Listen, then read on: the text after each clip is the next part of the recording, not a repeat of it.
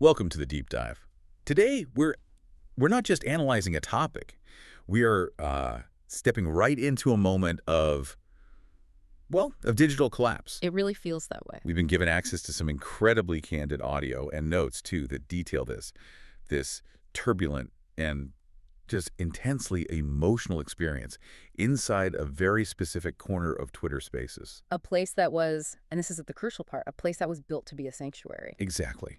And it just violently betrayed that purpose. That really is the core conflict, isn't it? Our listeners shared sources that document the deep psychological toll that the sustained digital toxicity took on the central figure, a man named Alberto. Right. So our mission today is to take this really personal story, this raw lived experience, and use it almost like a lens A lens to see what. to analyze the incredibly complex and often, fraught communication dynamics between everyone involved, and to really confront this devastating irony of a safe space collapsing into a zone of trauma. And when you look at why he built it in the first place, the paradox is, it's absolutely striking. Alberto came back to this platform looking for a place to heal. Yeah, from some genuinely complicated prior emotional trauma. And what he found was not support. It was systematic disrespect and aggression right inside the very digital home he had painstakingly built for security. He walked into his own shield. And found a weapon pointed right back at him. Let's really try to unpack the weight of that immediate betrayal. To get the scale of it, I think we have to anchor ourselves in Alberto's original intent and his personal history. This wasn't some casual project for him. No, not at all. He founded the security community and also the EPA's security community. These were meant to be much more than just, places to network. He literally called it a sanctuary. He did. He's on record saying his foundational goal was to create a safe place, a place where people could be genuinely listened to, feel protected. And talk about really difficult, high-stakes stuff like Right. cybersecurity without any fear of being judged or attacked for it. So that need for security was baked into the community's DNA from the very start. I mean, we shouldn't just gloss over the scale of this. I mean, this was a massive effort. Alberto notes that as far as he knew, it was the first community of its kind on Twitter. And it was huge. It was huge. He managed to attract and keep a following of 10,000 members in each of his 2 accounts. Wow. So think about that for a second. The sheer managerial and the emotional labor that's required to sustain a community that size, day in and day out. It's a full-time job. Yeah. More than a full-time job. It was a massive, all-consuming investment of his time, his energy, his whole self. And that investment, it came from a place of really deep personal necessity. It wasn't just a passion project. No. He says he came back to Twitter Spaces specifically to keep his mind busy. As a form of healing. Exactly. Yeah. A way to heal from a recent, really complicated emotional event that had, deeply affected him psychologically. He was looking for something external to focus on. His words were to heal that toxicity. So the act of building the community was supposed to be a kind of self-therapy. A distraction. And that is where their irony just becomes tragic. Right. He builds this intricate container for his own healing and for others, but instead of providing the therapy he was so desperately seeking, Alberto found, and I'm quoting him, more toxicity, more aggression. And he concluded his emotional state became much worse than before he even came back. Much worse. His attempt to build a sanctuary against chaos just imported the chaos directly into his inner world. It's the absolute definition of an unintended consequence, Yeah. but one with just profound psychological damage. The very structure he built for safety led to the exact opposite result. I mean, it's a complete betrayal of his foundational intent. But to really get why this aggression hit him so hard, we have to look at the vulnerability he was already carrying with him. We have to talk about his past trauma. Absolutely. His history is critical context here. Alberto carries this scar of being unjustly targeted and punished by the very system he was trying to help. The incident in Uruguay. Exactly. Years ago, he was sent to prison for responsibly reporting a major security vulnerability. He exposed, 200 medical records? Yes, in a medical provider in Uruguay. His act of ethical disclosure of doing the right thing was somehow interpreted by the authorities as malicious hacking? That is just a staggering miscarriage of justice. Think about that. He tries to protect people, to protect their private medical data. And he gets treated like a criminal for it. So that history, it fundamentally shapes his commitment to security, sure. But more importantly, it makes him intensely sensitive to being unjustly targeted. Or systematically disrespected, or having his intentions completely misrepresented. So now, When he faces aggression in this new community, the Yeah. one he built, it doesn't just feel like some random online spat. No, of course not. It triggers that deeper memory of being punished for doing good work. It makes his tolerance for this kind of toxicity almost zero, even if, ironically, he let this one aggressor go on for far too long. Okay, so let's pivot now. Let's zero in on the specific source of this conflict that just destroyed his peace. Alberto identifies one individual, we'll just call him T, who became this relentless aggressor. And the language Alberto uses to describe him it's extremely strong. Yeah, he calls him a pain in the A who is constantly and ruthlessly fing with us. And not just for a day or a week. This was over a sustained period of months. This wasn't a burst of temper. No, this was a campaign. The systematic nature of it is the key thing to analyze here. It wasn't just random noise. It was an escalating strategy, a strategy designed to break down the community's infrastructure and Alberto's personal defenses. So let's look at that progression. How did the disrespect start? Initially, the source material says the harassment was almost technical. It was based on noise. Right, he said T was constantly loud, had an open mic, just generally disrupting the space's audio, the flow of conversation. And at first, Alberto tried to handle it with just incredible patience. He tried to diffuse it with humor. Right. He did. He went so far as joking about giving T a trophy for being the most annoying person in the space. That's a demonstration of extreme emotional regulation, trying to treat this constant disruption as just some benign, if annoying, mistake. But then came the moment that changed everything, the moment of clarity that confirmed it was all malicious. What happened? Alberto noted that after he finally called him out on the noise, T suddenly learned how to mute his mic and respect the space. Perfectly. Oh. Yeah. And that realization is profound. It means the prior disruption wasn't accidental. It wasn't ignorance or a tech glitch. The aggressor was capable of respecting the norms the entire time. He was. He had just deliberately chosen not to. He was using noise as a weapon right up until he was forced to stop. And once that weapon was taken away, The aggression immediately pivoted. It shifted to these profoundly targeted personal attacks that struck directly at Alberto's identity. this is where it gets really ugly. It does. The sources detail how T started repeatedly asking, in public, Alberto, why do you watch so much gay content? Alberto, why are you so gay? And he even titled entire public Twitter spaces with things like, oh, Alberto is very gay. Exactly. And this is where we have to pause, because this is where the digital toxicity metastasizes. It stops being just words in a chat and becomes a permanent, searchable reality. The digital scar. That's it. The harassment moved beyond the ephemeral nature of a live conversation and imprinted itself onto his public identity. This is the high-impact moment Yeah. that needs a deep exploration. Tell us what Alberto did next. He recounted searching for information about himself, just, doing a check on his own digital footprint using Grok. Which is an advanced AI tool, right? It summarizes current social media data. Exactly. And the output he got back, it was devastating. Grok stated, Alberto is very open with his identity. He has no problem. He openly talks about how it is to be gay in Uruguay. That is absolutely horrifying. Yeah. It's horrifying. The output of what's supposed to be an objective, large language model, a system designed to just reflect public data, confirmed a malicious lie. A lie that was manufactured by T's space titles and his public mockery.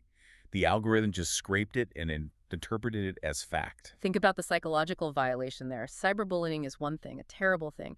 But this is the weaponization of platform data and AI algorithms against someone's core sense of self. He didn't just hurt him in the moment. He effectively edited Alberto's public identity without his consent. And for someone who, as we discussed, already has this history of being misrepresented and unjustly punished by authority, his prison time, for him to have an AI confirm a malicious lie that he explicitly denies and finds offensive, It's the ultimate form of digital identity violation. it turns fleeting gossip into this permanent, searchable reality that now defines him in the cold, hard logic of an algorithm. The psychological cost of seeing your own reality rewritten by what's supposed to be an objective tool because of someone else's malice, I mean, it's impossible to overstate. Yeah. It just confirms your total lack of control over your own story. And what truly compounded this trauma, what made it so much worse, was the complete, staggering silence from the community. The very community he built to be his protector. He reached out for help, didn't he? He did. Alberto revealed he sent messages 20 times across tweets, DMs, other platforms, explicitly expressing that I was not okay. He was pleading for help. Yeah. And the sources confirm absolutely nobody in the community acted to protect him, despite his intense, obvious vulnerability. So he was suffering in plain sight, making repeated requests for anyone to intervene. Yeah, And his chosen tribe just failed him. completely. And that failure creates a deeper void than the aggressor ever could have on his own. He inflicted the wounds, sure. But the community's inaction poured salt on them. That failure of protection really sets the stage for analyzing the internal communication dynamics. Because when Alberto was spiraling, when he was in that state of intense anxiety and looking for any external safety, he gravitated towards specific people. Specific anchors. Yes, and one of the most important was Skykiss. He talks about her with, profound admiration and reliance. He says her voice makes him feel so calm, so in peace. And there was a deeper personal connection there, too. He mentioned she was the first person to ever read his book. So this isn't just a casual supportive presence. He's establishing Skykiss as a crucial psychological anchor, a source of immediate, reliable soothing and validation that could, in theory, counter the aggression he was absorbing. And this brings us right to the central communication question we have to address. The interruption paradox. Exactly. The question is, was Alberto intentionally disrespectful? Did he deliberately talk over Skykiss, or Helen, for that matter? Because if you just listen to the raw audio, you might think so. You might.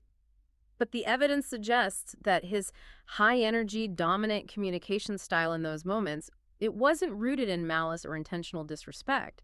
It was rooted in severe anxiety-driven emotional dysregulation. Okay, I understand that diagnosis, but this is where we need to challenge that a bit, I think. While we acknowledge the trauma, doesn't explaining his actions solely through the lens of anxiety risk ignoring the very real impact that this kind of communication has on the listener? How do you mean? Regardless of the speaker's motive, where do we draw the line between a trauma response and just basic conversational accountability? Yeah. A listener can still feel disrespected, they can feel shut down, even if the speaker's intent was just survival. That is a crucial challenge, and you're right, the source material doesn't let us ignore that impact.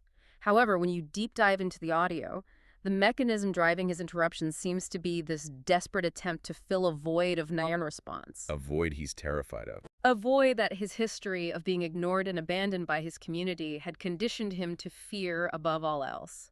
So his interruption is less about disrespecting the person speaking, and more about desperately seeking immediate proof of presence, of validation. Let's use the example from the source material.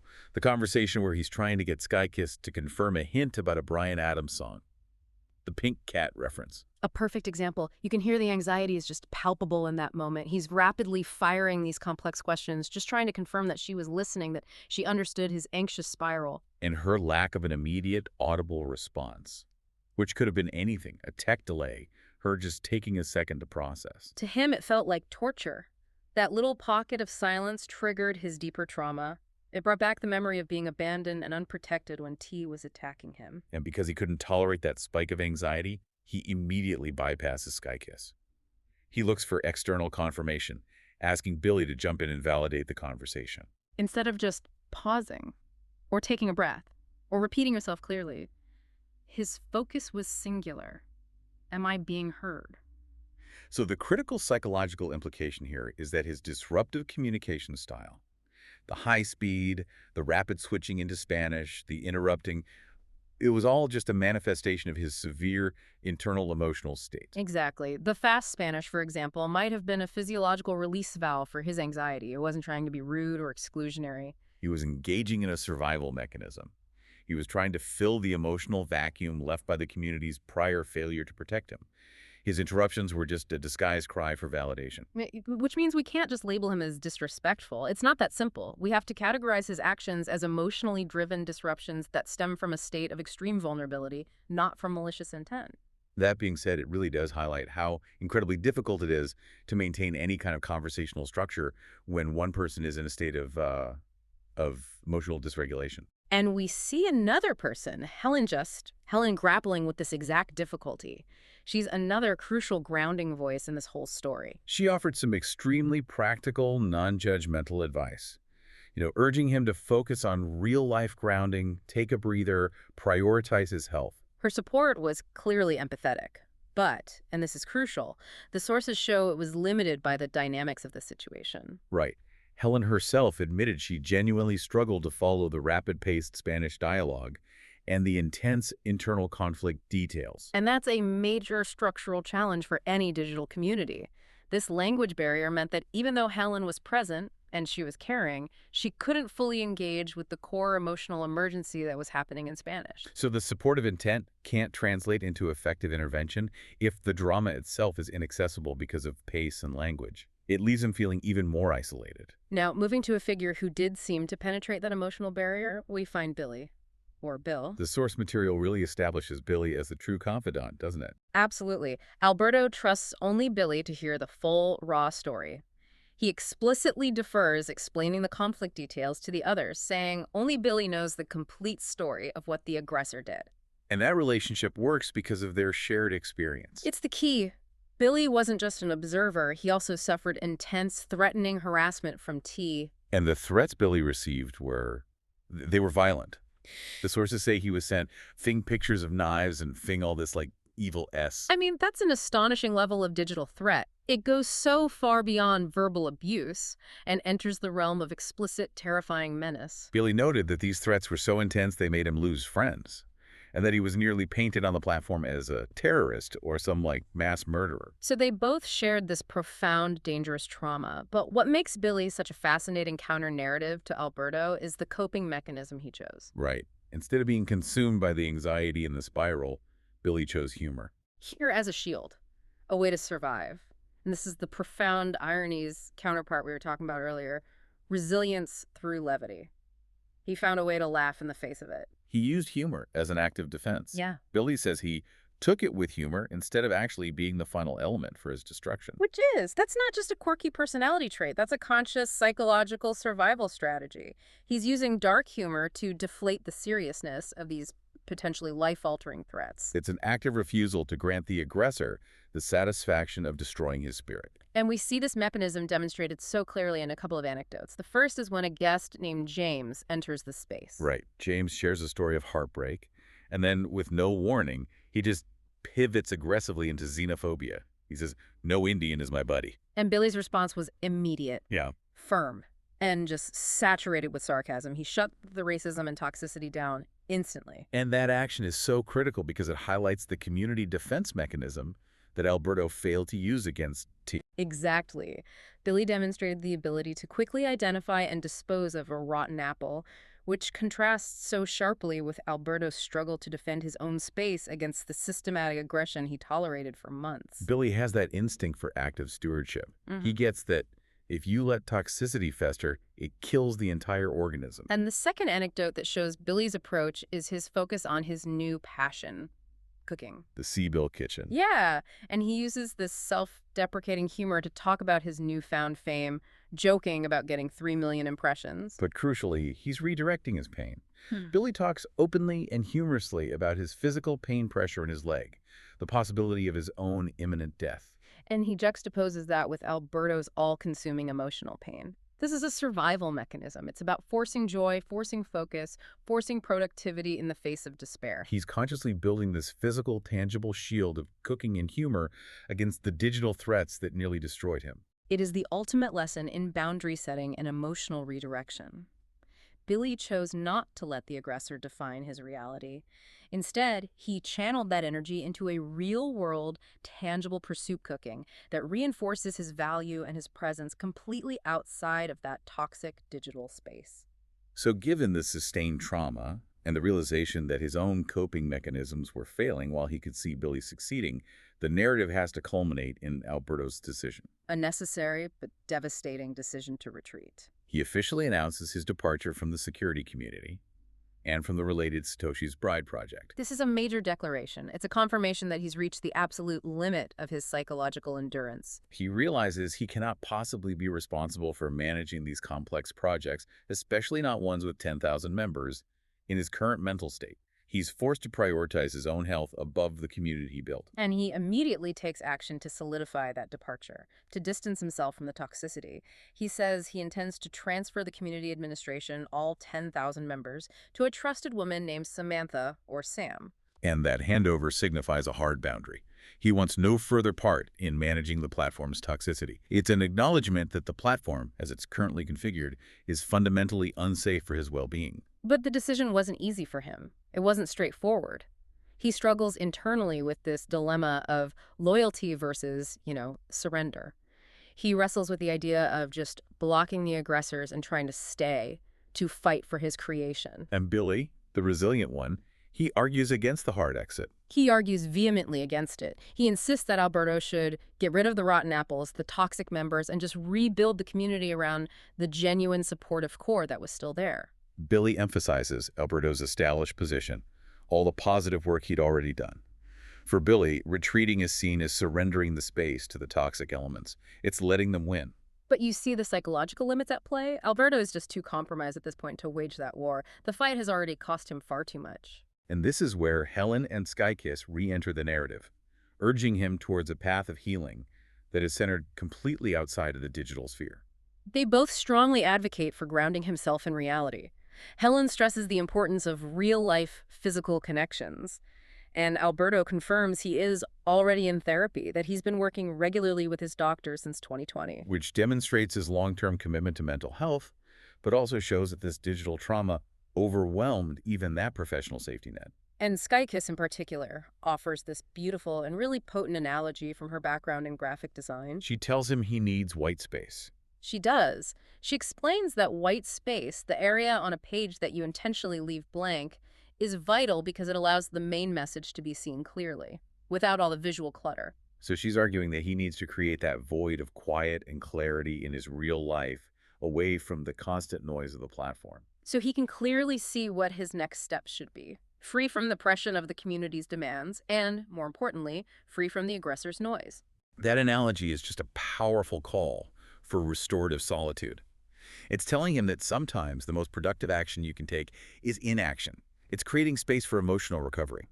And the sources conclude with Alberto's final, crucial reflection, a reflection on responsibility and on self-accountability. He recognizes his own mistake. Yes, his own past mistake, which was tolerating the aggressor T's behavior for far too long. He tolerated it out of some misguided hope or a fear of confrontation or maybe a belief that he could somehow cure the toxicity. And he vows never to make that mistake again. This realization is the ultimate synthesis of the entire experience for him. He recognizes that while his decisions, like creating the community, had positive intent, they led to profoundly negative consequences because he failed to be an active, swift steward against toxicity the moment it first appeared. he had to suffer the complete destruction of his own sanctuary to learn that fundamental truth. That intent isn't enough, not even close. Active, uncompromising maintenance is what's required to actually protect a safe space. So it started as Alberto's necessary search for connection and safety. It just spiraled into this profound digital pain. And it illustrates a critical lesson for anyone building or even just participating in online communities. Which is? There is a vast and dangerous difference between a place that is intended to be safe and a place that is actively maintained as safe. This deep dive has really revealed the hidden costs of managing these communities and the corrosive power of sustained systematic harassment that can jump the barrier between the digital world and your personal identity. That concept of the digital scar, having your identity maliciously rewritten by an algorithm, that is a terrifying new frontier of violation. It really is. But within all this darkness, we also saw the immense power of focused empathy and presence. Right. As we analyzed, Skykiss's voice and presence alone could rapidly counteract severe anxiety in Alberto. It underscores that while these digital spaces can inflict deep, deep wounds, they also possess the tools for immediate psychological soothing, provided the right, actively empathetic people are present. And crucially, that those people understand the dynamic complexity of trauma-driven communication. They have to know what they're looking at. The entire story, but particularly that moment Alberto realized his community had failed to protect him despite his explicit vulnerability, it demands that we shift from passive support to active stewardship. We saw that he felt betrayed because the people who knew he was suffering, they failed to move beyond just passive comfort. So a final thought for you to take away. If you observe systematic abuse or disrespect in your online spaces, whether it's noise, personal attacks, or even just aggressive interruptions that you now recognize might be fueled by anxiety, what specific immediate actions, beyond simply offering a kind word or passive validation, are you morally obligated to maintain the integrity of that community? This knowledge demands active stewardship. It demands you become a Billy, swiftly confronting the rotten apples rather than just assuming that kindness alone can defeat systematic malice. The maintenance of a safe space is not a passive luxury. It's an active, demanding form of labor that defines the community's integrity. So think about the spaces you inhabit. Are you passively present or are you actively protecting? Welcome to the deep dive. We are jumping straight into a really unique, I have to say, profoundly difficult stack of sources today. Yeah, that's the right word for it. Difficult. We aren't analyzing, traditional papers or news reports. Yeah. Instead, we are immersing ourselves in these raw, unfiltered audio transcripts and recordings from some really high-stakes conversations. And these are happening in, of all places, digital communities, specifically Twitter Spaces. Exactly. And this material is, I think, extraordinary precisely because it lacks that media filter we're so used to. Yeah. What you're getting is the direct, immediate experience of people navigating these incredibly complex crises. Right. And they're multi-layered crises. I mean, they're technical, sure, involving cybersecurity, high-level intelligence, but they are also fiercely political. And most importantly for our focus today, they're intensely personal. It's pure human response under just extreme pressure. That's it. So our mission today is very laser-focused. This actually came out of a specific listener request, which was to conduct a really thorough analysis of the evolution of the severe personal and psychological struggles faced by one of the central figures in all these recordings. A highly respected cybersecurity expert we know as Alberto. Yeah. We're going to trace the full, and I mean the full brutal path of his crisis. And in doing that, we're exploring this painful central paradox. Alberto, he sets out to build a digital sanctuary, right? A crucial defense mechanism in this chaotic world of high-stakes tech. He's building a fortress. He's building a fortress.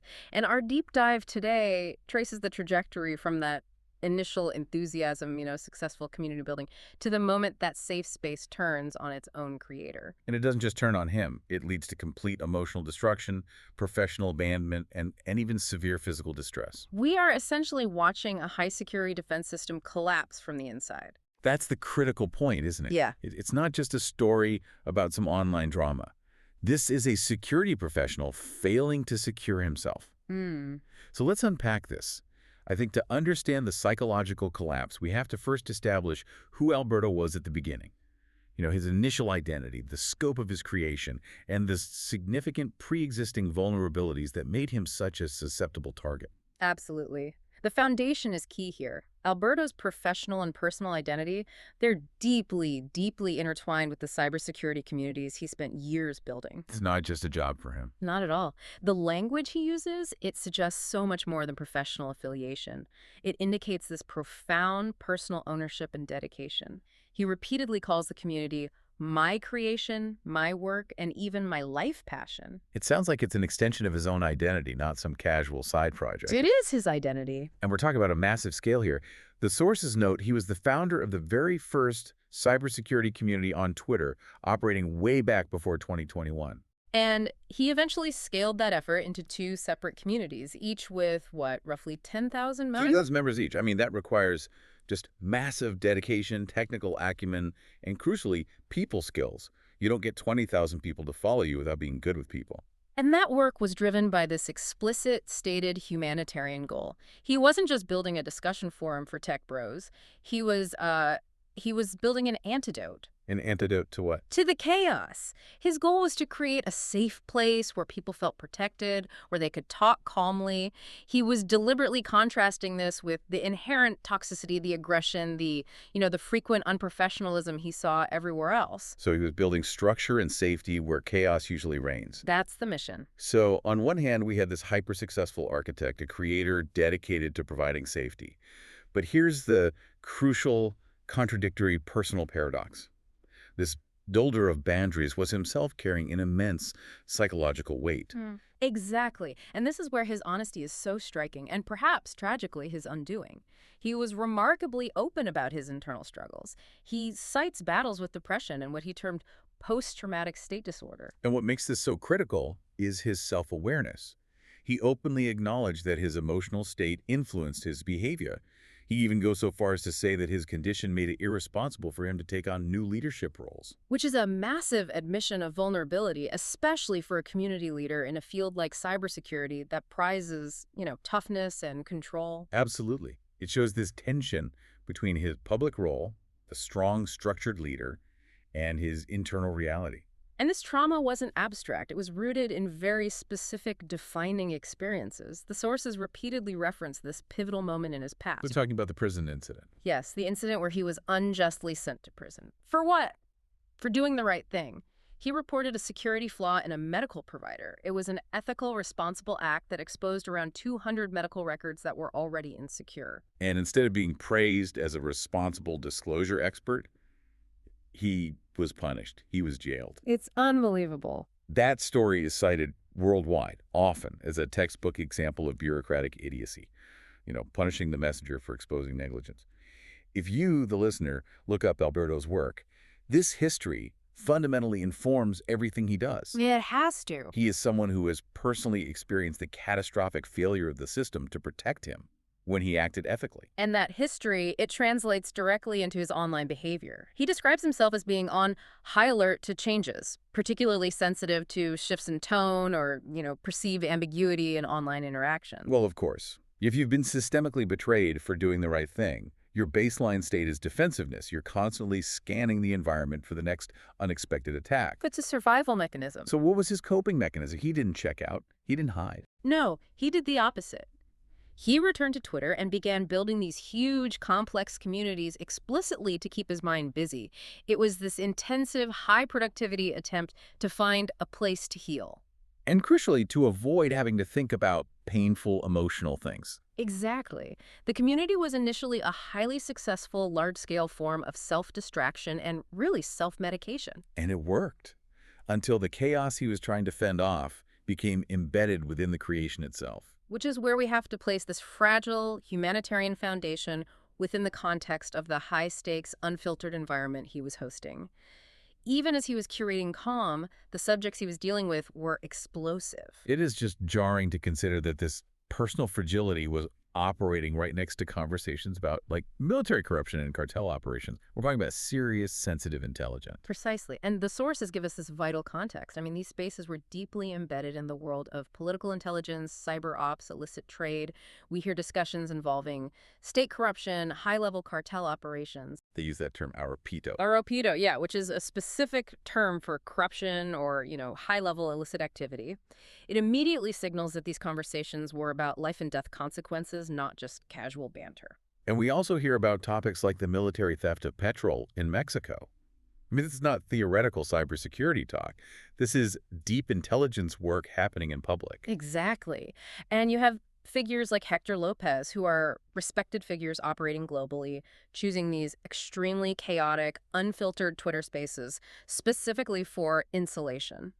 Insulation from what? From compromised or surveilled local media channels. When you're discussing making an elephant disappear from an office, which is a metaphor for removing a huge amount of stolen goods or making a major corruption scandal vanish, you need a platform that is resistant to censorship. So the chaos itself, ironically, acted as insulation. It was a feature, not a bug. So the community was simultaneously a safe space for people to heal and a high-pressure valve for global intelligence discussion. That's a volatile mix. Incredibly volatile. And alongside the heavy political intelligence, you also had pure bleeding-edge technical talks. Right. Discussions of post-quantum security, new nexus, proof of resonance. And these technical terms, post-quantum security, for example, they're critical because they ground Alberto in the highest echelon of the cybersecurity world. They prove his competence. But they also show the relentless intellectual pressure he was under. And on top of all that, the environment had a built-in culture of aggressive online confrontation, thanks to some of the co-hosts. Like Host Hill, who embraced an unfiltered mandate, performing digital confinement of AI, deliberately pushing boundaries. So Alberto was trying to impose this humanitarian structure come on an environment that inherently thrives on volatility, on intellectual friction, and high-stakes chaos. The scale of the task was immense, and it just set the stage perfectly for the systematic harassment that followed, which exploited his one crucial weakness, his humanity. Right, so the moment the safe space failed was when one individual decided to weaponize the open platform and Alberto's vulnerabilities. We need to detail the specific acts of bullying, manipulation, and confrontation that catalyze the crash. And this focuses on one individual, referred to as T. T's systematic attacks are the central point of failure. But let's pause for a second because there's a really interesting dynamic here. Alberto, the architect of security, initially granted this disruptive individual, T, immunity. Immunity. He literally gave T an award for being the most annoying, disturbing person in the space. But he let him stay. He offered him a chance to change his disruptive behavior. You know, the constant interruptions, the loud noises, talking over everyone. Wait, hold on. Alberto gave the most annoying person an award and let him stay. That seems like a massive failure of judgment for someone who just identified himself as struggling with trauma and needing rigid structure. He does. Was he trying to apply, like, a therapeutic approach in a place that required rigid security protocols? I believe that is the core tragic miscalculation. His humanitarian impulse, this desire to rehabilitate the rotten apple and maintain an open door, it overrode his security expertise. He wanted to believe the safe space could heal everyone, even those who actively sought to destroy it. And that tolerance was immediately exploited. Immediately and brutally. The sources indicate the attempts at community rehabilitation failed spectacularly. T's behavior didn't just persist. It escalated into targeted, systematic daily harassment over months. This wasn't random disruption. It was a calculated, sustained campaign against a known, vulnerable target. And the methods were just intensely personal. Oh, yeah. We see clear, repeated examples of targeted verbal abuse, specifically questioning Alberto's sexual orientation. T repeatedly used phrases like, "Alberto, why do you see so much gay content?" and "Alberto, why are you so gay?" It's just such specific, deliberate harassment designed purely to create self-doubt and emotional pain. And the damage was engineered to spill beyond the live audio. This is where the nexus of human cruelty and platform architecture becomes a true psychological weapon. You're talking about the space titles. Exactly. Use these malicious comments in the titles of the Twitter spaces. For instance, titling a space, "Alberto is very gay." And this is the architectural failure, right? This is crucial for our listeners to understand. That maliciously titled space was then scraped and analyzed by the platform's proprietary AI, Grok, which is an LLM tied directly to the platform's search and summarization features. So it processes that malicious title as if it's factual conversation data. And the consequence is just devastating reputational damage. Search results about Alberto, this cybersecurity professional who lives his life with radical transparency, they started incorrectly concluding that he speaks openly about how it feels to be gay in Uruguay. It's a complete fabrication generated by an algorithm interpreting malicious data. Exactly. Alberto deeply values transparency, but he felt his identity was being maliciously manipulated and redefined by someone else's targeted harassment. It's a perfect example of how a casual troll can weaponize the automated scraping architecture of a platform to inflict real-world, irreversible reputational harm. The platform was designed to amplify the cruelty. It was, and the emotional violence, it went further than just words.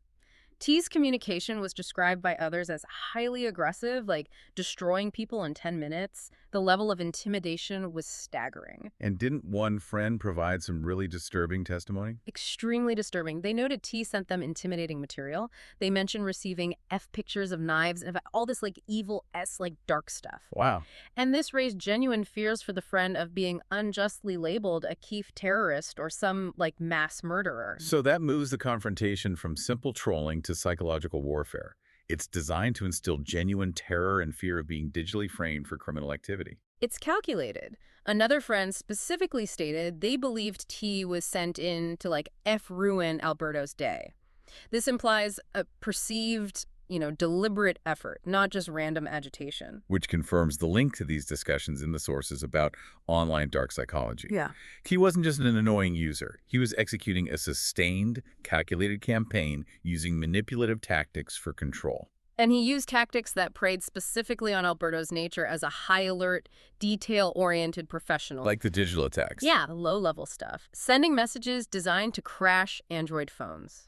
It's not a catastrophic hack, but it's a calculated, repetitive annoyance designed purely to disrupt the focus of a person already struggling with high alert. And the mocking of his English. The relentless mocking of his English, even though Alberto was constantly encouraging others with limited English, like a friend from Croatia. Yeah. This wasn't about communication efficiency, it was about humiliation. It was about undermining his authority and his humanitarian effort to be inclusive. So the evolution of the problem is just crystal clear. It moved from simple, manageable disruption To systematic, calculated psychological torture that used the platform's own mechanics as a weapon. The result of this sustained campaign was, I guess, inevitable and catastrophic. Alberto reached an explosive breaking point, and this is where the physical manifestation of digital trauma becomes absolutely undeniable. The crisis fully moved from the screen into his physical body. The crash was complete and total. Alberto describes reaching a point where he just, quote, exploded. He said, "To hell with all of you," and I left. And how did he describe feeling? Completely overwhelmed, destroyed, and, in his own words, profoundly losing his spirit. And that loss of spirit translates immediately into a professional inability to lead, which for him is a fundamental identity crisis. It is. He states clearly that his condition makes him not responsible for leadership. He acknowledges the depth of this crisis, noting it is much too old and will be much harder than last time to start recovering. Which implies a pattern of recovery and collapse. But this collapse is the deepest one yet. By far. And what is particularly heartbreaking is the severe dissonance between his initial intention and the ultimate reality. He created the community seeking peace and relaxation, but he achieved the complete opposite. He described it as A place that became chaotic in place where all the kind of things that you can imagine that unbelievable, crazy, stupid happened. The systemic breakdown was triggered by this intense, sustained failure to achieve his core goal.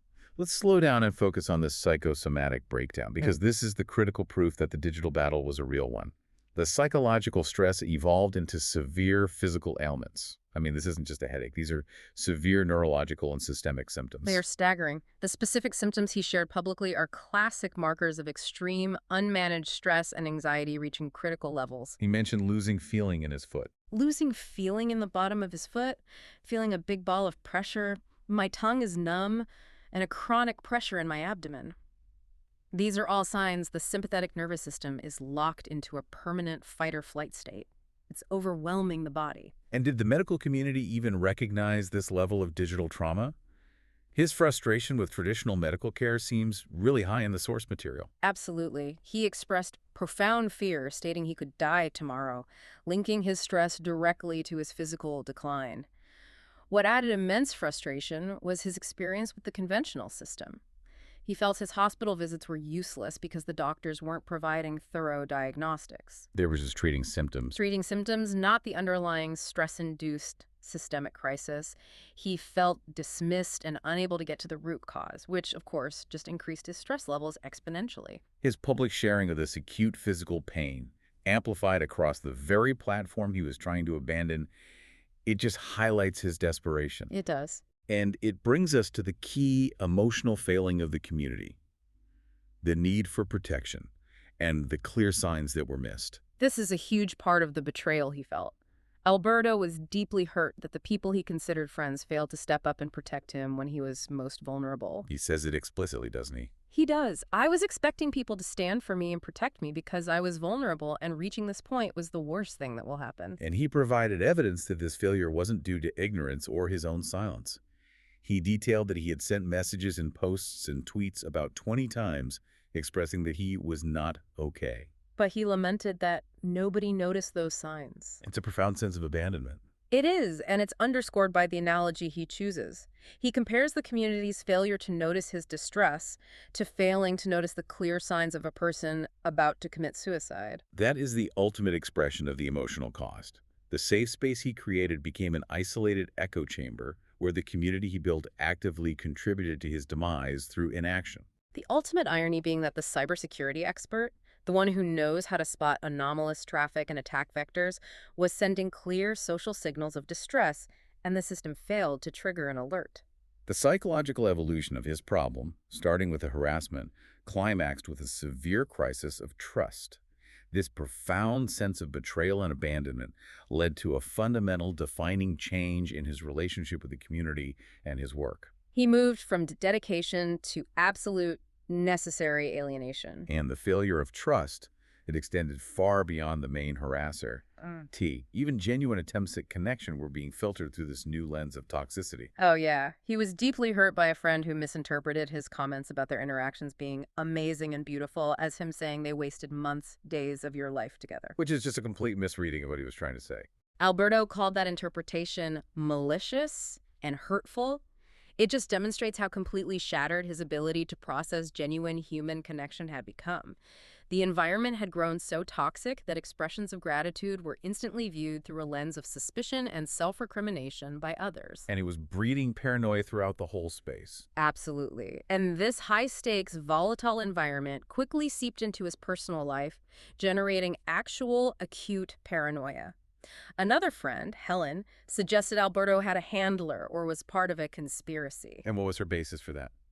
based entirely on his highly stressed reaction to being systematically harassed. That's just unbelievable. This specific accusation was a major blow because it attacked his core identity of radical transparency. He says, if you Google my name, you get to know whatever you want about me. If you click on Google, put my name, and you go to Maps, you will see where I live. He's an open book. He is. So the fact that a friend would suggest he was some deep cover conspiratorial figure with a handler just shows how completely the digital toxicity had polluted even his most trusted, intimate relationships. It's the ultimate gaslighting.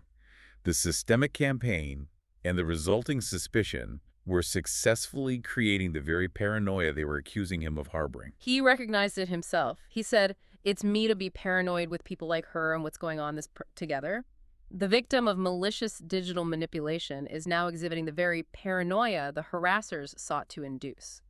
The mission was accomplished by the attackers. And the cumulative effect of all this, the attacks, the physical decline, the perceived lack of protection, it led to his monumental decision. The total abandonment of his life's work. This wasn't just logging off for a week, it was a permanent, painful divorce from his creation, a process he was actively dreading.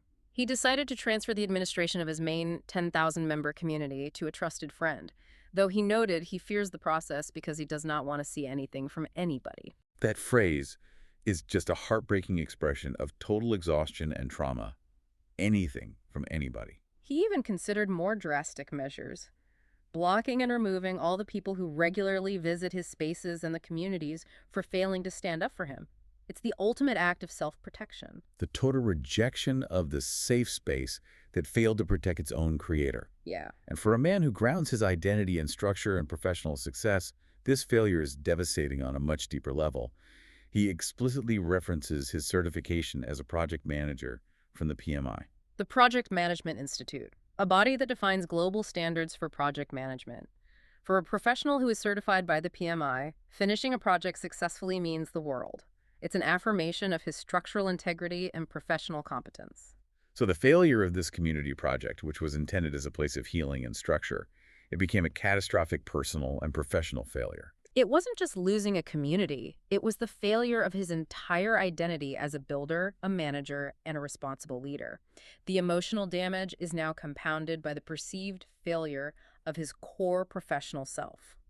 He had to choose between the survival of the project and the survival of himself. And in that ultimate moment, he chose the survival of the crucial node, himself. Despite the profound betrayal and the sense of professional failure, the sources do show these powerful attempts by genuine friends to help Alberto cope and chart a path forward. And the advice was practical. It was this blend of urgent personal health restoration with critical digital strategy. The healing prescription from his good friends was essential because it forced him back into the physical world, didn't it? It did. They were relentlessly checking if he had eaten or slept, reminding him, take care of your body and be a good animal. This is a vital, grassroots attempt to anchor him back to his physical existence, which the digital world had forced him to ignore completely. And they were strongly emphasizing immediate digital boundaries. Oh, yeah. Suggestions to block people, get rid of the rotten apples that spoil the bunch, and crucially, to take a complete break. The consensus among those trying to help was unanimous. Survival required a strategic physical separation from the source of the toxicity. They also suggested low anxiety, real-world self-care strategies. Things like focusing on real-world interaction. I think someone suggested volunteering to feed stray dogs. just to relieve anxiety by moving away from the screen and those malicious online characters that had consumed his mind. There was one analogy they introduced that was particularly powerful, especially for a technical mind like his. The idea of white space from graphic design. That's right. The concept states that to clearly see the core message, you have to pull back and allow sufficient rest or white space to prevent mental clutter. It's a great analogy. It is. In this context, rest wasn't a luxury or a sign of weakness. It was a necessary component of clarity. He needed to clear the clutter of a 10,000-member community to see his own core message and purpose again. But if he was to return to this world, he couldn't do it as Alberto the Vulnerable, who had just suffered this massive public attack. No way. The advice quickly pivoted from self-care to necessary resilience strategies for high-stakes online work. And this is the ultimate sad commentary on authentic vulnerability in the digital age. They suggested he adopt a new identity. Return under a different avatar, be Chilito Keto, whatever you want, to create distance and psychological protection. This anonymity, or at least pseudonymity, is a necessary field that the transparent, ethical Alberto was unwilling to use until he was nearly destroyed. They also suggested a different hosting strategy, technically. Yeah, using spaces only to monologue or to sing songs, basically removing the ability for others to speak. This locks down the environment. It makes it safe and controlled because he eliminates the possibility of interruption or targeted attacks. It removes the two-way street that created the vulnerability in the first place. Exactly.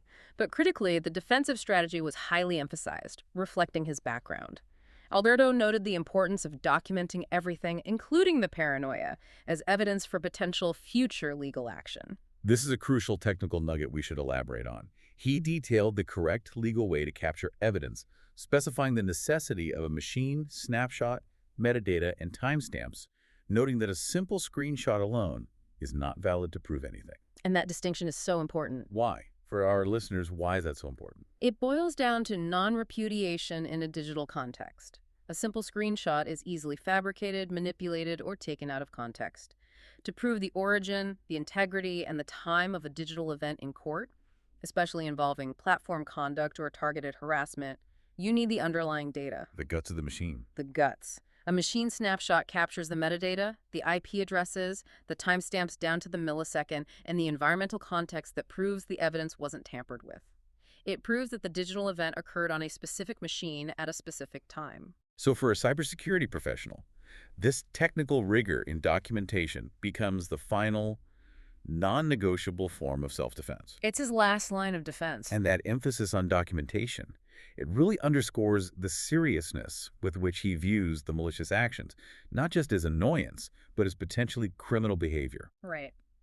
Ultimately, despite all the destruction, Alberto did reach a kind of philosophical conclusion about his own recovery. He did. He believes he will be fine and can start from zero somewhere else.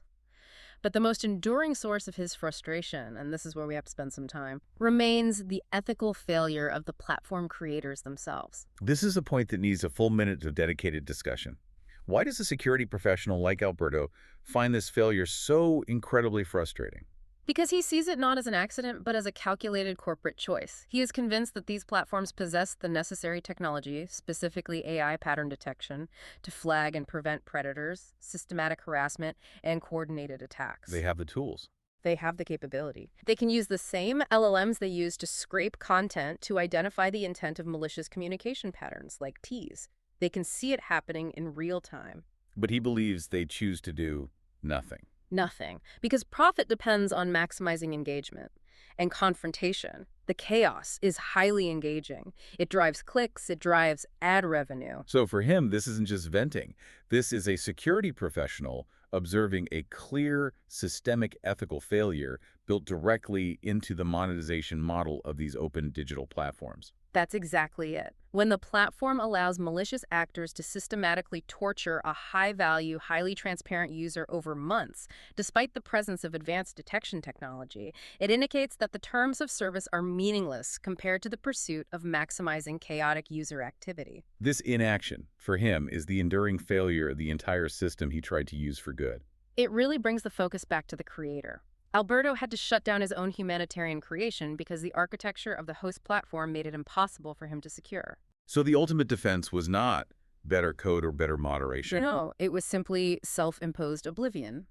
This deep dive into Alberto's sources, it just provides such a stark illustration of the sheer energy required to manage the digital and emotional friction of a high-stakes online community. And the community, which was intended as this powerful defense mechanism, a place to heal for someone recovering from trauma, tragically became the very source of his profound vulnerability and eventual collapse. We saw the brutal, profound evolution of his problem. I mean, starting as a strategic, productive attempt to heal through humanitarian work. It quickly morphed into a months-long campaign of systematic psychological torture, and that was done via one malicious actor and really algorithmic exploitation.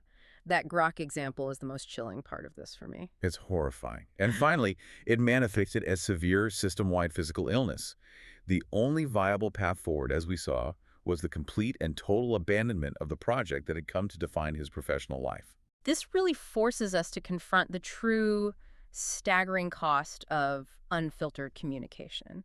And while, high-stakes figures like Hector Lopez needed that chaotic environment for insulation from surveillance. That chaos carried a massive human price tag for the creator who hosted it. Absolutely. It underscores the necessity of immediate, non-negotiable personal boundaries, particularly when you're attempting to build these decentralized open networks. If you, the creator, are the single point of failure, the most crucial human node, you have to institute the security protocols required to protect that node. Even if it means sacrificing the project itself. Even then. So what does this all mean for you, the learner? In a world of increasing digital chaos, where does your dedication to open humanitarian communication end and your necessary self-preservation begin? And when does providing a chance to a disruptive element, like Alberto did with tea, cross the line from a humanitarian effort into a catastrophic act of self-sabotage? It's a fine line. It really is. So we'll leave you with this provocative thought, rooted in Alberto's failure as a PMI-certified professional. The most resilient network isn't always the one with the best code or the most decentralization. Sometimes it's the one where the single crucial human node, the individual creator, knows when to execute a freeze or shut down protocol entirely. Accepting the failure of the project, if it means preventing catastrophic personal collapse, is often the highest form of professional and personal defense. That choice, the choice to disappear, is the ultimate security protocol. Welcome to the Deep Dive. Today we're embarking on a mission into two vastly different yet surprisingly interconnected territories. Our sources present a fascinating duality. They really do. On one hand, you have this sweeping modern technological myth that, it reads like high-concept sci-fi. It explores the origins of crypto, radical paranoia. Right. And then on the other, we face this raw, real-world account of digital trauma, of intense community conflict, and a really deeply human quest for peace in all the algorithmic chaos of social media. So we're kind of bridging the gap between this high-concept creation story and, well, real-world psychological forensics. That's absolutely the core challenge here. Our mission is to navigate these concepts of identity, systemic trust, communication failure, first through a narrative lens and then through a brutal, honest assessment of what happens when these decentralized community protocols just fail. We start in the realm of myth, exploring this fictional collision between the hyper-paranoid creator of a trustless system, Satoshi Nakamoto, and a specialist in their respectful demise of technological systems. We're doing that to set a contrast, right? A profound contrast for the human conflict that awaits us. It really shows how failures of digital respect and boundaries can inflict just devastating psychological damage. Okay, so let's unpack this. We're diving straight into the genesis block of this incredibly odd relationship. We have our two accidental protagonists. First, meet Valentina Rossi. So if John Smith, our Satoshi figure, is defined by this rigid operational security, Valentina is defined by vibrant, necessary chaos. She lives in this wonderfully crowded Montevideo apartment, which she intentionally designed as a sanctuary against the soul-crushing minimalism of the tech world. And her professions are just beautifully, deliberately absurd. They highlight her relentless pursuit of authentic connection in a world that's like hyper efficient. She's a professional cuddler. A professional cuddler, yeah. Trying to teach people how to use oxytocin, not algorithms, to feel whole. She's also a pet hypnotist who once famously tried to convince a very angry chihuahua that he was not the reincarnation of some anti-technology radical. And, maybe most ironically, she works as an online dating ghostwriter. A ghostwriter for people looking for authentic connection, which she herself provides in these other strange, tactile ways. These aren't just quirky jobs, are they? They seem to illustrate her whole philosophy, this commitment to bridging the gap that modern society's obsession with efficiency leaves behind. Exactly. She's trying to fill those voids of genuine human emotion. But here's the really essential nugget of knowledge, the part that anchors her to our story. Valentina has a secret calling. A title that sounds like something out of a futuristic opera. Okay. She is a digitalist. She functions as a professional mourner for decommissioned AIs. A professional mourner for, for machines. What does that ritual actually entail? It's intense. She doesn't just, unplug the server rack. She performs solemn elegies for them, often written not in human poetry, but in Python code, the native language of the departed intelligence. Wow. Her job is to perform emotional forensics on technology, systematically analyzing the remaining code structures, the data trails, the ghost in the machine effects, and just honoring the machine's life, its function, its memory, before the ultimate erasure. Emotional forensics on deterministic systems. That sounds like a contradiction in terms, Yeah. but it's such a powerful idea. If systems are just logic, how can you mourn them? Well, it speaks to the human need to project meaning, right? Valentina understands that even if an AI is deterministic, the human effort and the human data that went into its creation are not. By analyzing the death of systems, she serves as the karmic, almost fated link to Satoshi Nakamoto. The creator of a system designed to be immortal. Exactly. The creator of a distributed, trustless system meets the person who specializes in its respectful end. So the ultimate creator of a permanent anti-human error system meets the ultimate respectful analyst of that system's inevitable end. It's a striking duality. It is. She brings an intellectual and emotional framework that is uniquely equipped to challenge and, more importantly, to comprehend a being as complex and psychologically rigid as Satoshi. She specializes in the human vulnerabilities that show up around technology. Which is exactly where John Smith, our alleged Satoshi, fails most spectacularly. Right. So speaking of spectacularly rigid, let's transition from Valentina's vibrant chaos to the complete opposite, John Smith. The sources paint him as the ultimate hyper-minimalist. He doesn't just live in an apartment. He lives in a soundproof penthouse that is, well, it's effectively a high-tech Faraday cage. It really is. It's designed to repel all intrusion, digital, acoustic, human. It's a physical manifestation of his ideology. It's not just paranoia, then. No, it's an architectural commitment to operational security, to OPSEC. His life is defined by absolute control, intellectual rigor, and profound sensory deprivation. His ideological foundation is a pathological, almost religious distrust of centralized trust mechanisms. And this distrust wasn't abstract, it was forged by history. And we have specific, chilling examples of the historical forces that shaped him. He spent his nights not sleeping, but obsessively studying the most catastrophic monetary collapses in history. He treated them like sacred foundational texts for his system. Yes, the sources highlight his fixation on two specific historical moments. First, Hungary's 1946 hyperinflation. And this wasn't just inflation, it was a societal breakdown. The government was forced to issue a staggering 100 quintillion pango banknote. 100 quintillion. I can't even picture that number. Try to wrap your mind around the logistics of that. It's an almost unimaginable symbol of utter financial collapse and worthlessness. He studied the visceral absurdity of carrying a wheelbarrow full of paper that was worth less than the wheelbarrow itself. And the German paper mark of 1923, another brutal case study.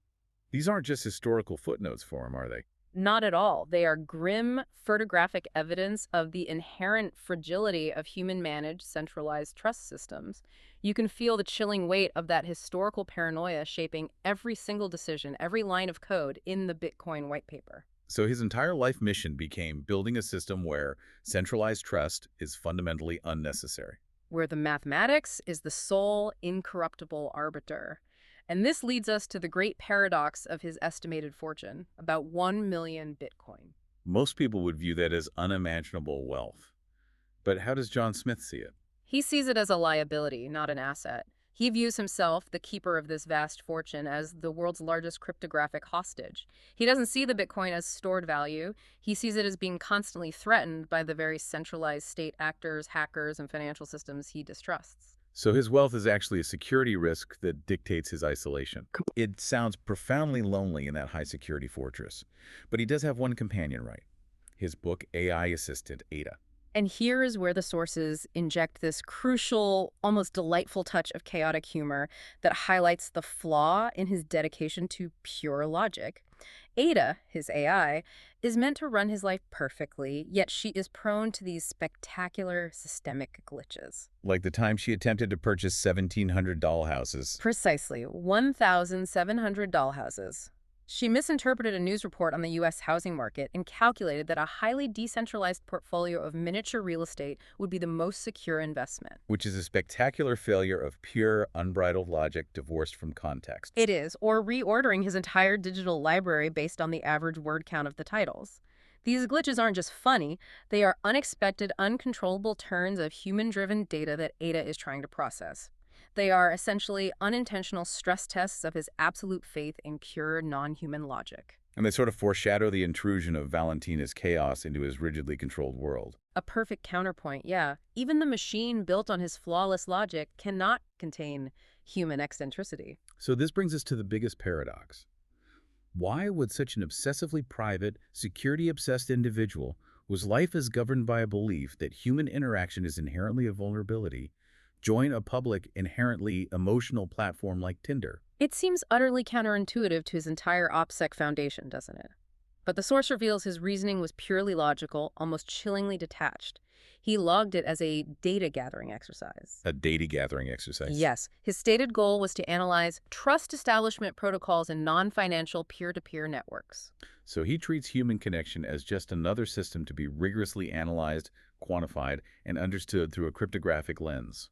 He wasn't looking for love, he was looking for data on Byzantine fault tolerance in a social context. And his paranoia extended to every micro-interaction. We learn about his meticulous, almost theatrical process for crafting a single, simple Tinder message purely to foil stoichiometric analysis. We should probably pause here and define that. For listeners who haven't encountered it, what exactly is stoichiometric analysis, and why would Satoshi fear it so much? Right, so stoichiometric analysis is essentially linguistic forensics.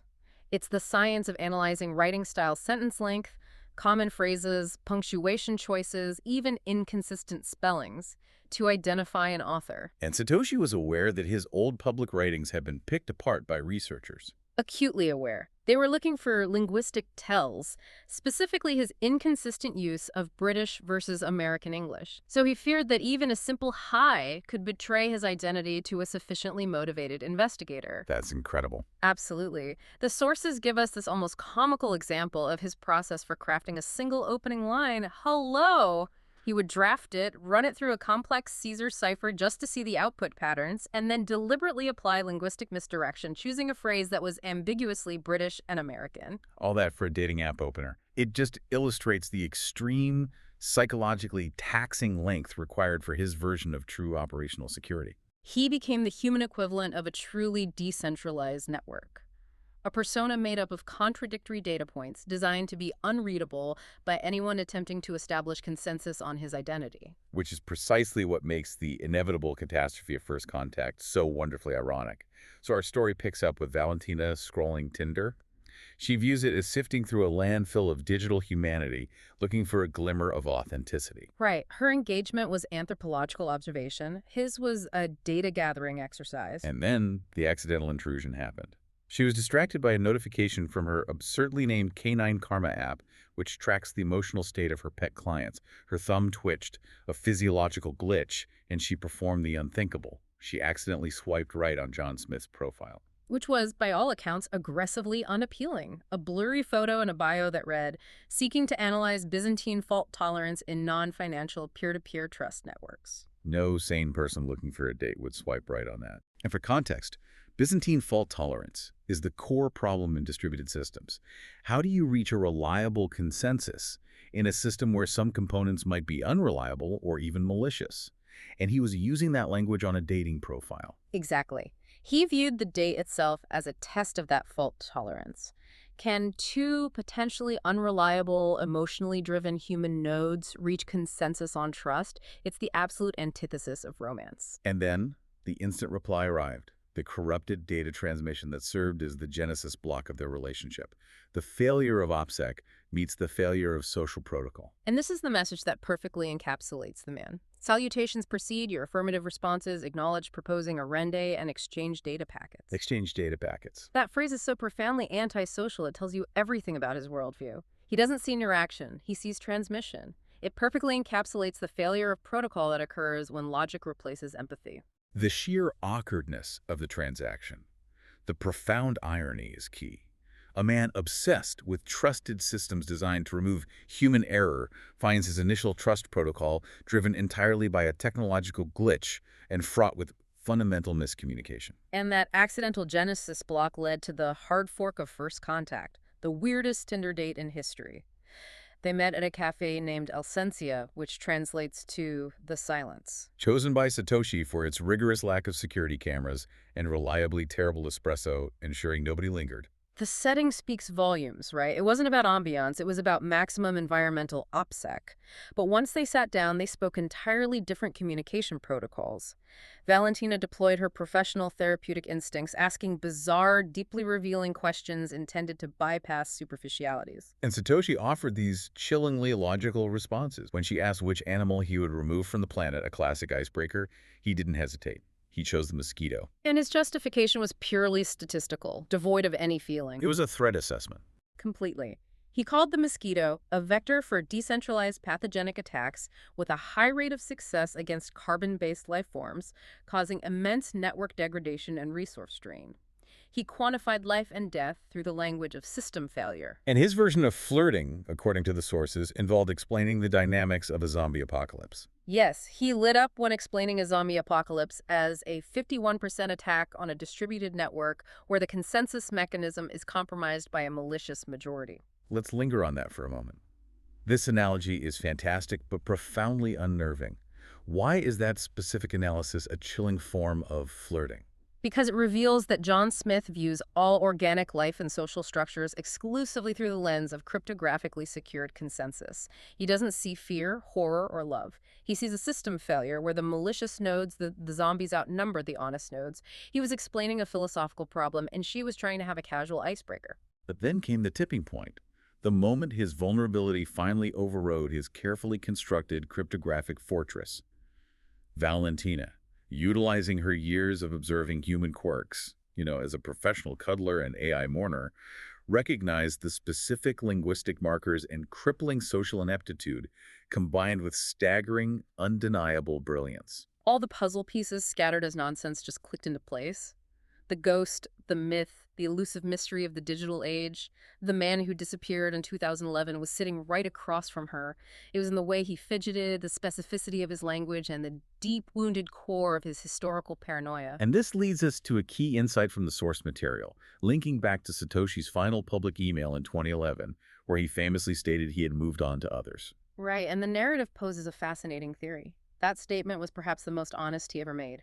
His singular, hyper-focused identity had literally fragmented into a distributed network of 3 distinct personas, 3 others, designed to ensure his total digital silence. And these 3 identities were called Friday, Saturday, and Sunday. Friday was the artistic creative, managing the intellectual side of his life.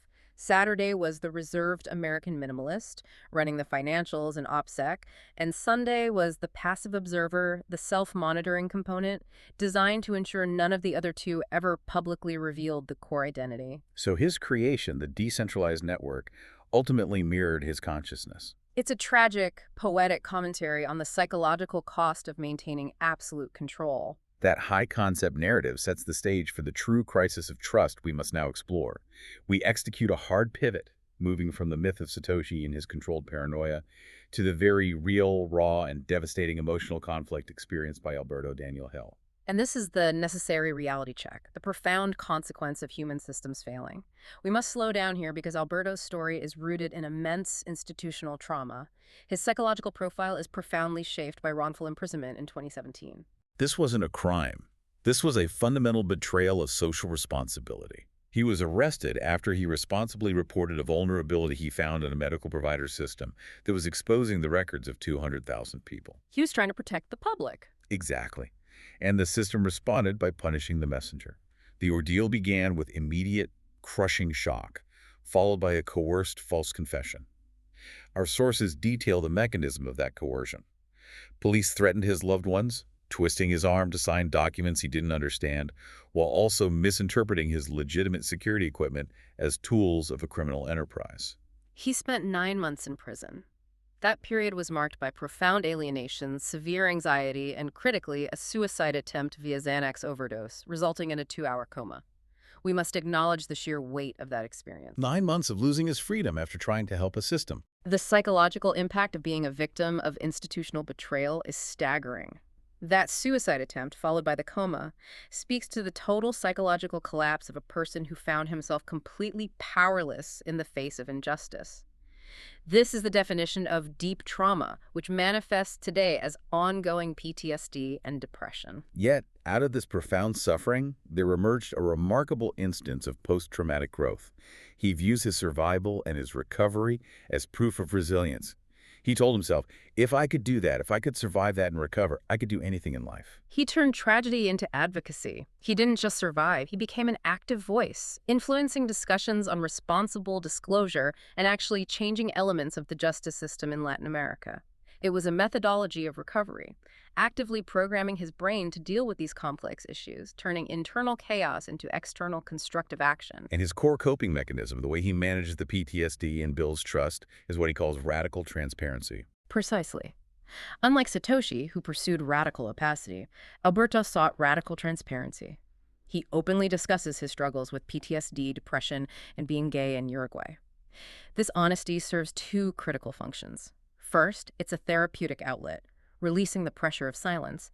And second, it's a necessary tool to build community trust and counter the negative stereotypes often applied to the cybersecurity field. A field that often distrusts vulnerability. Right. And that radical transparency is directly linked to the community and spaces he created online. Yes.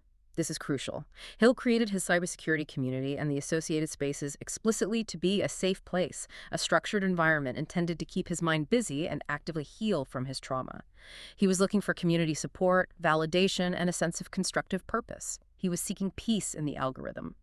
But this fragile safe space, built on intense personal vulnerability and a history of profound betrayal, became the target of sustained digital abuse, culminating in the final devastating conflict with the user referred to only as T. This is the hell he endured. And this is a textbook, brutal case of digital predation, which is far more insidious than simple trolling. We are talking about the calculated use of online dark psychology, the deliberate, manipulative tactics used to exert power and control over the creator of the space. So what are the drivers for this kind of calculated malice? It seems so counterproductive to the community itself. Well, the primary driver, according to research on this phenomenon, is a raw, intense need for power and control, often amplified exponentially by the perceived anonymity of the digital environment. These perpetrators frequently exhibit high malignancy traits, categorized often as the dark tetrad. The dark tetrad. Narcissism, Machiavellianism, psychopathy, and sadism. The internet doesn't create the malice, but it enables the dark tetrad to practice their destructive methods with high efficiency and low consequence. So let's detail the specific mechanism of the hell T inflicted, because this systematically dismantled the very purpose of the community Alberto built for healing. T's attacks were not random. No, they began with consistent, systematic disruption designed to undermine Alberto's authority and sanity. T habitually interrupted, took over the spaces, and made disruptive, annoying noises. Alberto called him the most annoying, disturbing person on Earth. But the sources suggest that timing and methodology were calculated, not just random rudeness. Exactly. The source notes that T would later suddenly change his behavior, becoming temporarily compliant or silent only to resume the attacks. This signals deliberate malice, not just incompetence or a lack of social awareness. The goal was to destabilize the host, making him anxious about when the next attack would come. And this rapidly escalated into intensely personal attacks, weaponizing the very transparency Alberto used for healing. This is the cruelest part. T repeatedly questioned Alberto's sexuality, using phrases like, "Alberto, why are you so gay?" and even inserted those phrases into the space titles. Alberto notes the devastating public consequence of this targeted repetition. That Grok AI, the system that scrapes and summarizes the content, began associating his professional identity publicly with that highly specific, weaponized phrasing. Yes, T was exploiting the platform's algorithms. By flooding the metadata with this targeted, demeaning language, T turned Alberto's source of vulnerability and connection, his honesty about who he is, against him in the most public, searchable way possible. It was a digital assault on his identity and reputation. Then we have the final, devastating incident that caused a trusted speaker to leave, which Alberto terms the blank speaker insult. This was a direct, calculated attack on Alberto's ability to host and communicate professionally. An international speaker, attempting to participate, apologized for struggling to understand Alberto's English. T immediately seized the opportunity, explicitly insulting Alberto's command of the language, calling it a piece of shit and sounding like a blank speaker. And the outcome was immediate. The international speaker left the space, likely feeling implicated in the toxicity. T successfully humiliated the host, demonstrated a complete lack of respect for the community's stated purpose, and actively damaged the reputation of the space, all in one targeted blow. This incident broke the core protocol of respect and safety the community was built on. And the emotional weight of this is compounded by what Alberto felt was a profound community betrayal. Absolutely. He felt betrayed because people who knew his struggles, who knew his history of PTSD, and who were aware that he needed this safe space for his mental health, never stood up. They were witnesses to the abuse, but remained silent, which he interpreted as allowing that to happen. That silence must have echoed his earlier institutional betrayal by the justice system. Exactly. The community he created to save him had, through inaction, failed him too. And adding to the sense of failure was the possessiveness he felt from other individuals in the community. That's a key piece of the psychological puzzle. Alberto felt that some members were becoming pathologically possessive and controlling over his thoughts and emotions, intensifying the sense that the community he created was now consuming him. Instead of being a safe space, it became a network of psychological dependencies and systemic betrayal. The system, once again, was malfunctioning and collapsing around him. This systematic abuse led directly to Alberto's acute distress, where he described himself as being about to freak out and enter into a panic attack. This is not abstract emotional distress. This is a severe physiological response to digital trauma. It underscores that digital conflict is not merely annoyance, it's a threat to physical and mental well-being. This level of acute anxiety demonstrates that the toxic environment was actively triggering his PTSD and pushing him toward a complete nervous system failure.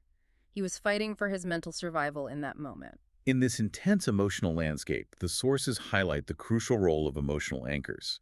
A user named Skykiss provided vital stability. Skykiss, along with others like Helen and Billy Bill, provided what Alberto called a master key to being calm. This presence acted as an immediate emotional regulator, a trusted protocol that hadn't failed. It provided the grounding force necessary for him to regulate his emotions and step back from the edge of a panic attack. It's a powerful illustration of the life-saving potential of genuine human connection, even online, when contrasted with toxicity. And this intense need for support is reflected in the testimony of one of those friends, Bill. Bill's testimony provides shared context and vulnerability. Bill detailed his own severe chronic health issues, specifically a hiatal hernia since 2021, and the feeling of medical neglect and systemic failure he experienced in the real world. This shared theme of vulnerability and lack of systemic support in the physical world strengthens the bond between them. But Bill also demonstrated profound emotional resilience, which served as a model for Alberto. Absolutely. Bill chose defiance and joy despite his suffering.